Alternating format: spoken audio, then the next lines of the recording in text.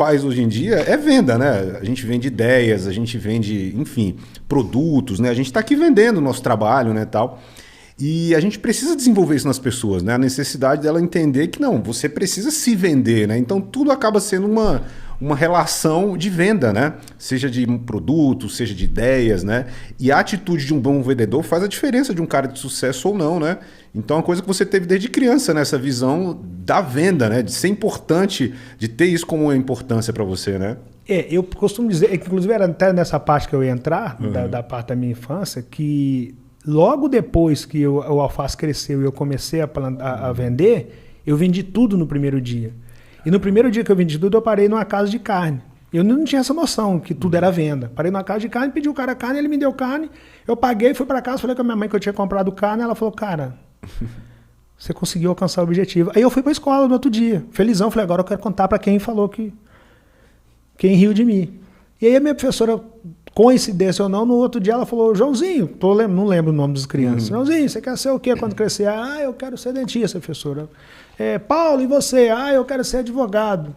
Sandra, e você? Ah, eu quero ser médica. E a galera me chamava de Tuca. Tuca, e você? Eu falei, eu quero ser vendedor. A professora riu. Falou, Tuca, vendedor é um cara que deu errado em tudo e que o que sobrou para ele foi trabalhar com venda. Justamente isso que você acabou de falar, coincidência ou não. O desdém do vendedor, né? Não, assim, a professora. A própria professora. Falou, não, Tuca, vendedor não. Vendedor não é profissão.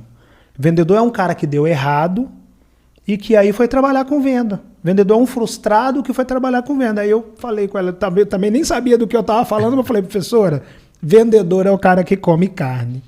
Se ele é um frustrado, eu não sei, mas eu quero comer minha carne. Mal sabia eu que eu estava me apaixonando pela profissão das profissões. Tudo é venda. Absolutamente tudo é venda. Tudo é venda.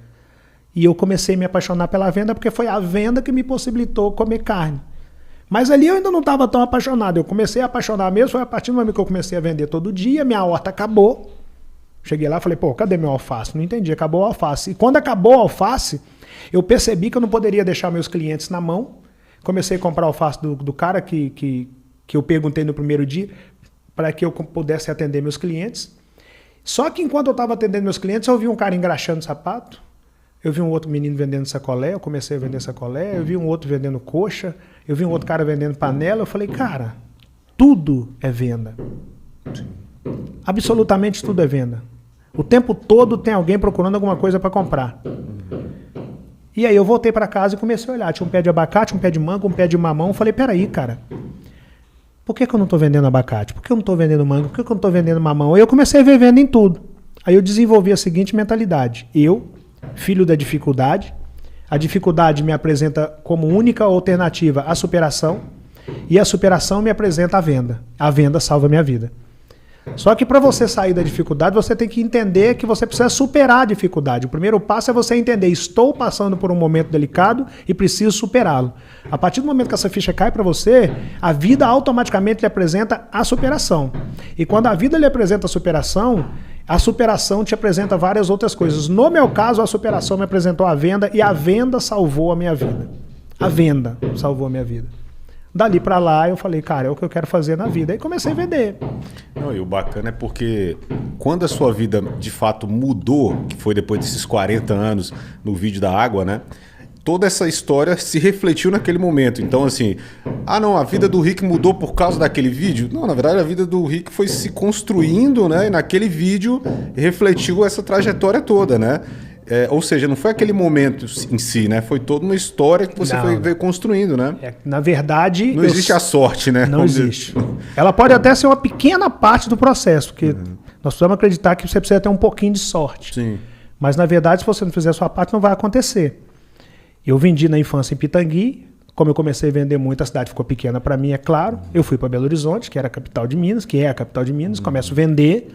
Aí vem várias crises em Belo Horizonte. Em Belo Horizonte eu tive que passar por uma coisa complexa, que foi abandonar a escola. Ou eu vendia ou eu estudava. E como vender era o que me possibilitava comer carne, eu optei por abandonar a sala de aula.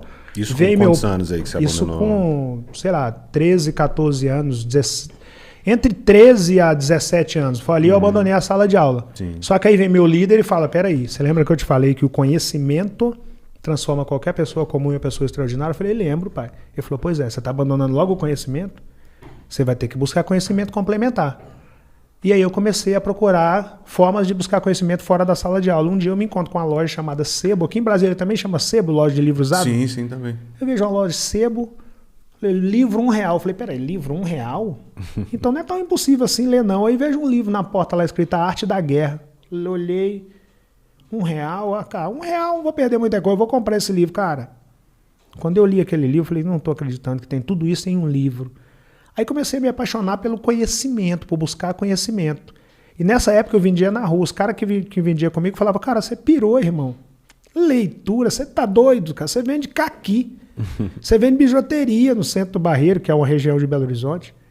Você tá achando mesmo que leitura vai fazer diferença? Vai vender, irmão. E eu falava, cara, esses caras estão sortando, né?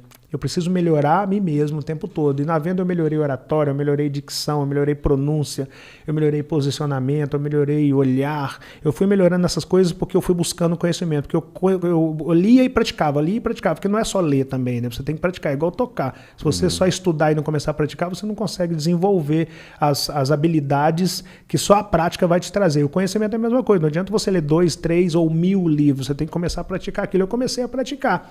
Só que aí veio a crise de 2014 a mais ou menos 2016, 2017, e eu também entrei dentro daquela crise, porque eu nunca tive muitos recursos. E aí falei, quer saber, cara, mochila nas costas, ou eu vou para o Rio, ou eu vou para São Paulo. Parti o Rio de Janeiro. Aí chego no Rio, uma mochila nas costas, umidade um pouco avançada e a certeza que eu não tinha mais tempo para errar. Aí você tinha quantos anos já no Rio? Eu já tinha 39. Chego lá, Piabetá. Cara, Piabetá é longe. Piabetá é longe.